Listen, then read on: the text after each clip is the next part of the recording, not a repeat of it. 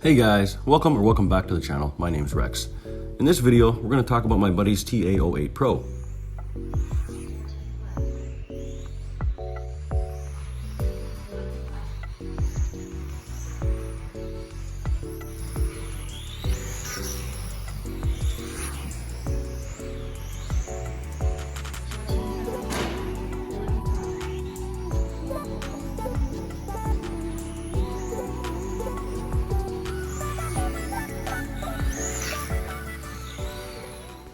Actually, this video is not exactly about the Ta08 Pro.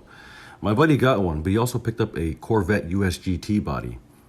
And I've been painting his bodies for several years now, and it's always the same livery, the black back, yellow front, also known as the Velocity Yellow scheme for the Corvette Gtlm race cars. I've painted numerous bodies for him in the past, so this will be easy. The color scheme is always the same, yellow front, black back. The only difference is trying to figure out where we want that black line to be. And the way I decide that is I look at the flow of the lines on the car at the back. I see where it'll intersect, where it won't intersect, where stickers or decals might look good or decals might look good so that I can't cover it in the black. Anyhow, you see where I ended up going with. After some masking and some painting. Right, I forgot to show you the first step. Before masking the body, I used these protoform magnets to mount the body. I had to trim the back body post down a little bit just to get the body down a little bit closer so I can get a better measurement.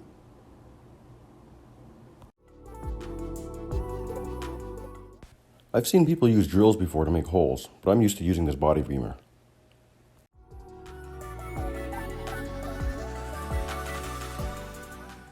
And with the body mounted, we can start paint.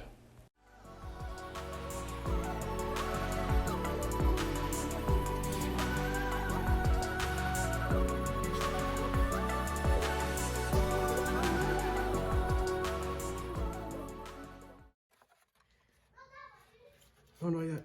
I'm joking. Ooh, this is fun. You realized our bathroom is now orange, right? Is it? Yes. Uh-oh.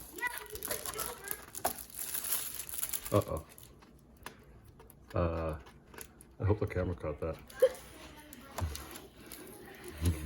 If the camera didn't catch it, Christina just told me that the bathroom's all yellow. And yeah, I had to paint it inside so that I didn't screw it up. Oh, looks pretty good. So pretty. I noticed the blemish on the roof though. You'll have to look at that closely right there.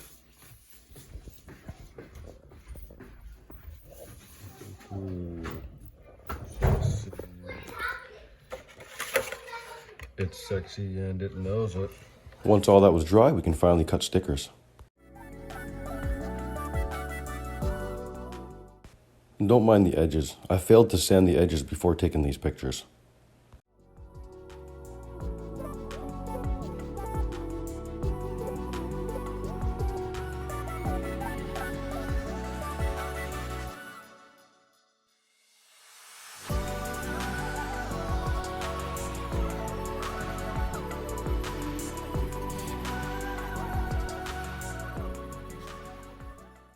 Now we look at the gorgeous chassis.